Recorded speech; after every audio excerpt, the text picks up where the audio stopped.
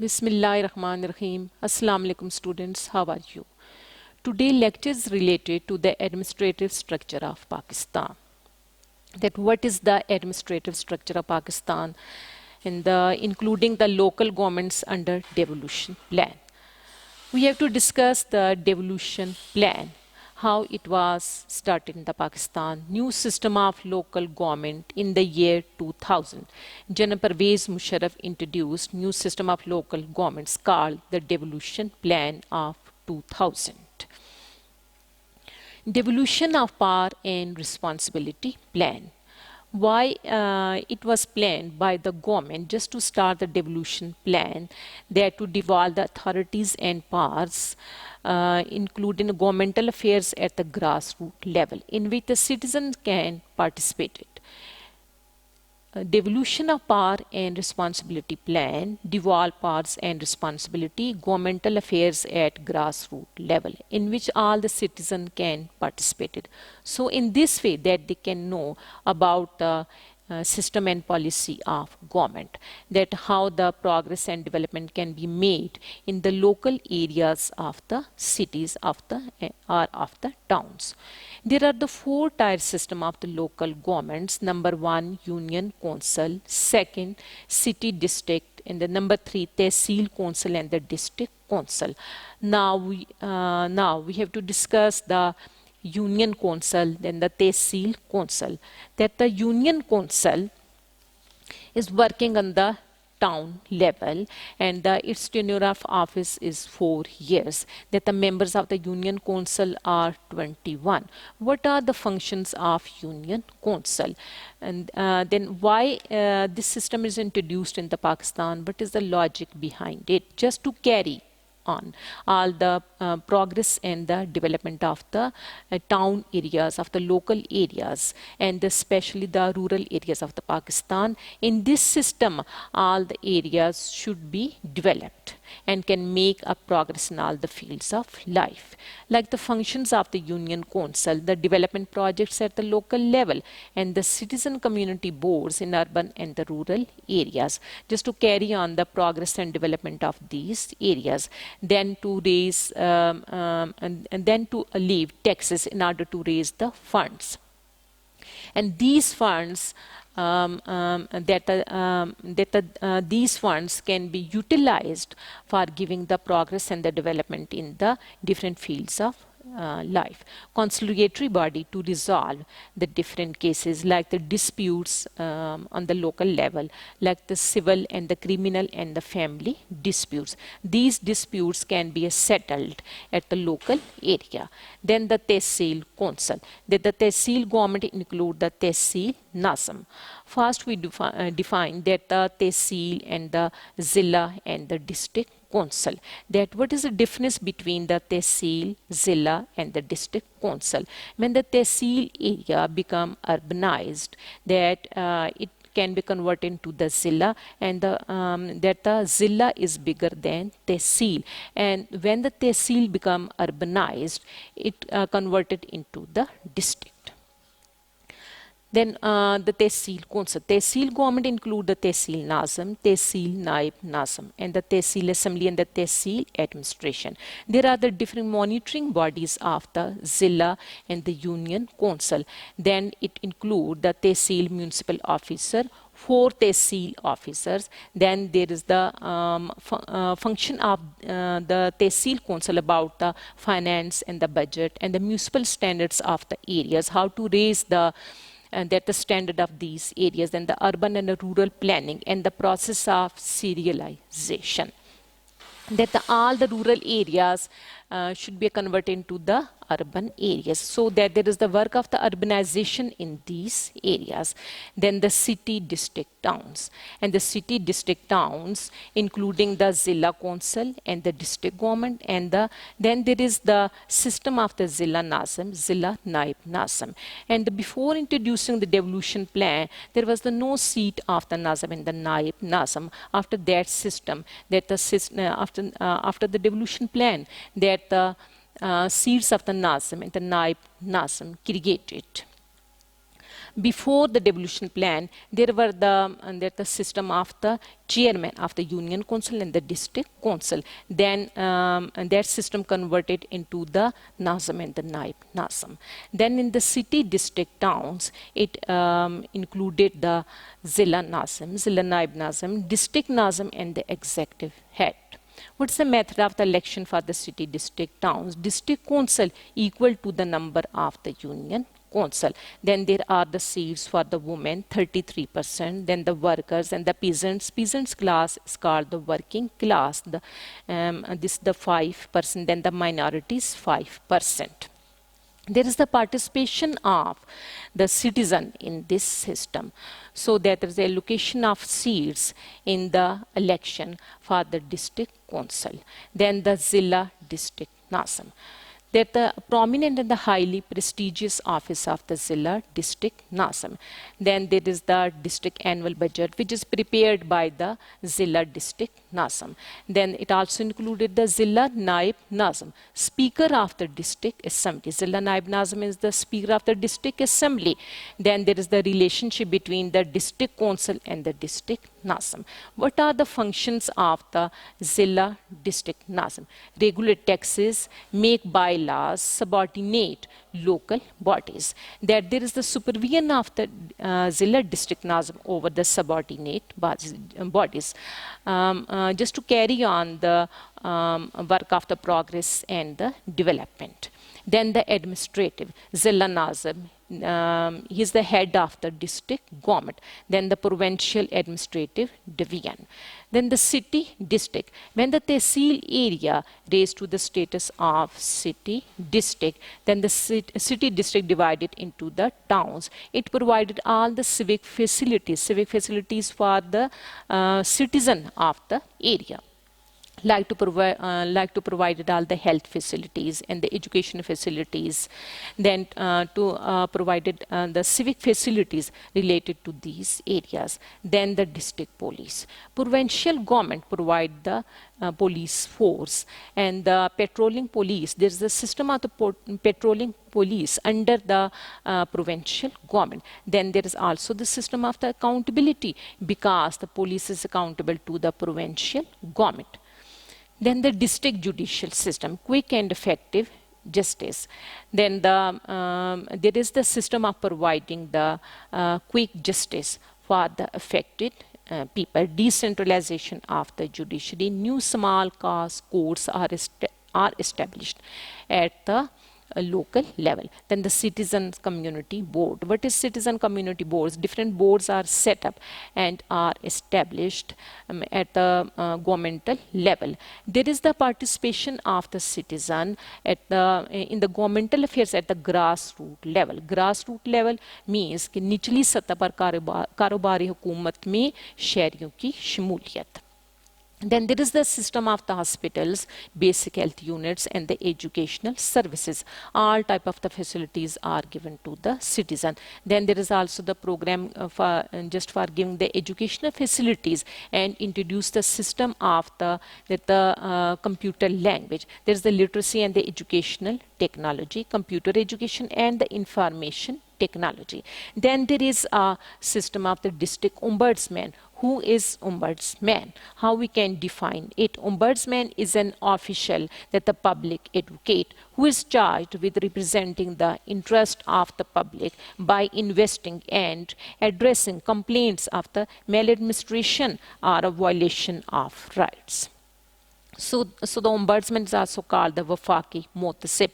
Ombudsmen are independent, impartial, and provide a free service. Ombudsmen investigate complaints just to redress public grievances related to the governmental institute. So the affected people are also compensated by the district ombudsman if they have any complaint about the corruption, about the inefficiency of the governmental department.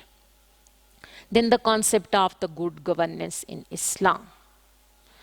That what is the concept of the good governance in Islam. Here we discuss the concept of the good governance, that the system of the Hazrat Umar, that there is the system of the, that there is the concept of the good governance in Islam. Good governance in Islam, that it provided all the facilities to the citizen according to the Islamic teaching, that the citizens are equal before law, that there should be no discrimination related to the caste, color, and creed of the citizen. All the citizens are equal in the eyes of law, in the eyes of Islam.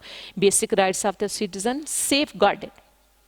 All the basic rights should be provided by the government and the state to the citizen, like their right of education, right of job opportunities. So the basic necessities should be provided to the citizen, like the food, cloth, and shelter. Then the usury prohibited, that there should be an interest-free system in the society, and the ushur and the zakat and the homes system.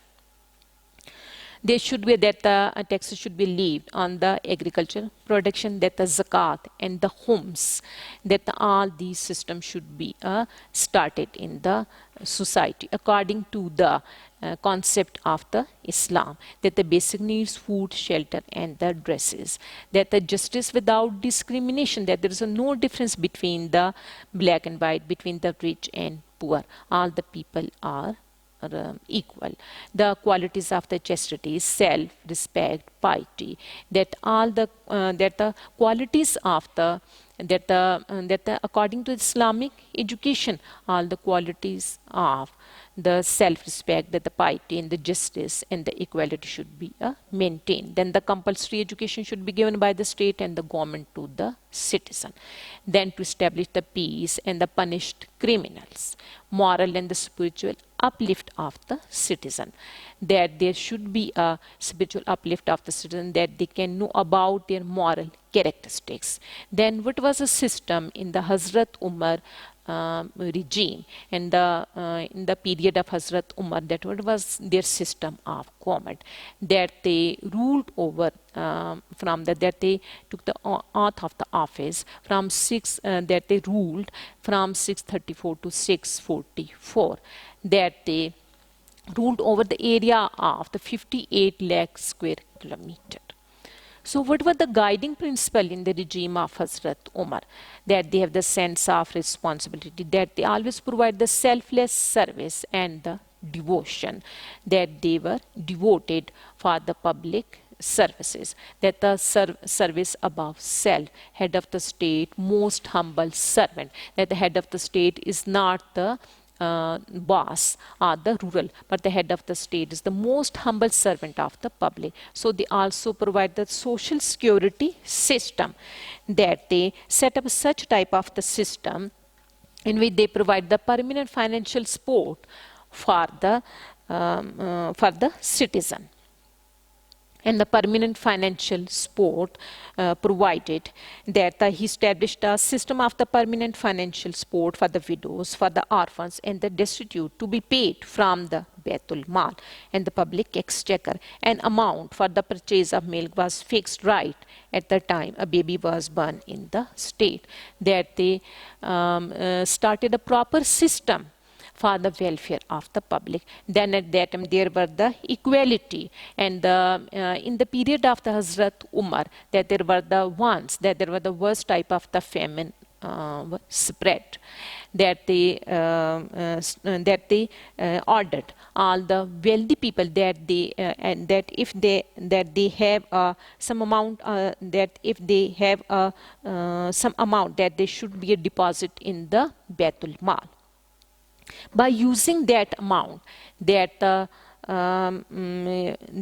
food were prepared in the common kitchen, and the food was served for all the people in the kitchen of the Baitul Mal. In this way, that all the people that the people should not be affected by the famine. So they also the system and that they started a system of the justice and the equality for the for the people.